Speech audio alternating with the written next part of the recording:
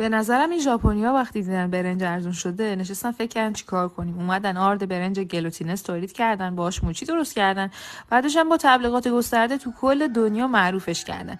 در نتیجه حالا کل دنیا دارن آرد موچی میخرن و موچی درست میکنن. حالا اینم بگم طعمش بد نیستا، خیلی خوشمزه است، ولی بار خوشمزگیشو بیشتر فیلینگش به دوش میکشه. حالا بریم آموزششو با هم ببینیم. مقدار مواد لازم رو تو کپشن میذارم. آرد گلوتینس، نشاسته ذرت و شکر رو با هم مخلوط کنید، شیر رو اضافه کنید و هم بزنید و حتما از صافی ردش کنید. داخل تابه بره روی حرارت مثل فرنی مدام هم بزنید تا به غلظت حلوا برسه. از روی حرارت بردارید. اگه دوست داشتید بهش 30 گرم کرم میتونید اضافه کنید.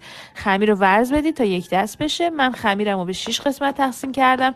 رنگ خوراکی اضافه کردم و برای هر کدومش فیلینگ‌های مختلفی زدم. فیلینگ‌ها رو توی کپشن براتون میذارم. سطح کارتون رو یا چرب کنید یا نشاسته ذرت بپاشید. خمیر رو با وردنه باز کنید، روی یک کاسه گود بذارید، خامه فرم گرفته و فیلینگش رو بزنید. بعد خمیر رو جمع کنید و تمام. خیلی راحت بود مگه نه؟ شما هم امتحان کنید و نظرتون رو برام بنویسید.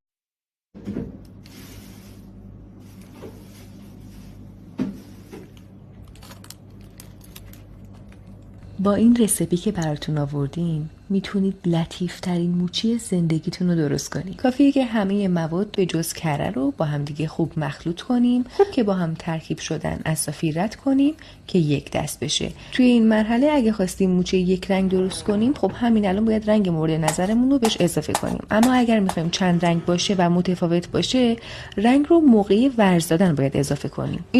اینجا که خمیر موچی میره توی قابلمه، در قابلمه به همراه دمکنی میذاریم، حرارت هم کم میکنیم که موچی خوب مغز پخت بشه. نیم ساعت بهش زمان میدیم که روی حرارت کم بپزه. حین کارم 2-3 بار از روی حرارت برمیداریم و هم میزنیم تا پخت یک دستی داشته باشیم و دوباره روش رو سلفون میگیریم و سوراخ سوراخ میکنیم و میذاریم توی قابلمه. بعد از این تایم نصف کره رو بهش اضافه میکنیم و سلام دوستان، اگه میخواید این موچی‌های خوشمزه رو بدون نیاز به مایکروفر و بخار پس کردن یاد بگیرید، تا آخر این ویدیو همراهمون باشید.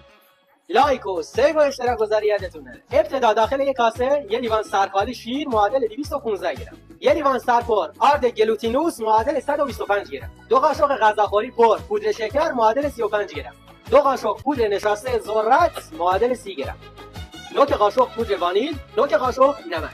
هم میزنیم تا کاملا صاف و یه دست بشه. یه دفعه از علک ردش میکنیم.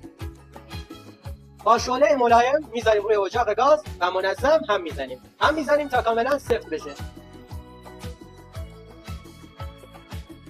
وقتی یه ذره سفت شد، یه قاشق غذاخوری کره معادل 20 گرم رو بهش اضافه میکنیم. وقتی به این حالت رسید و از کف مایتابمون جدا شد، آماده است. دستمون و صفحه سیلیفتمون رو با روغن مایع کاملا چرب می‌کنیم. 5 دقیقه خمیرمون رو ورزید. خمیرمون رو به چند قسمت مساوی تقسیم می‌کنیم. به هر کدوم رنگ دلخواه می‌زنیم. ورزشون میدیم تا کاملا رنگ بگیره. آروم خمیرمون رو پهن می‌کنیم.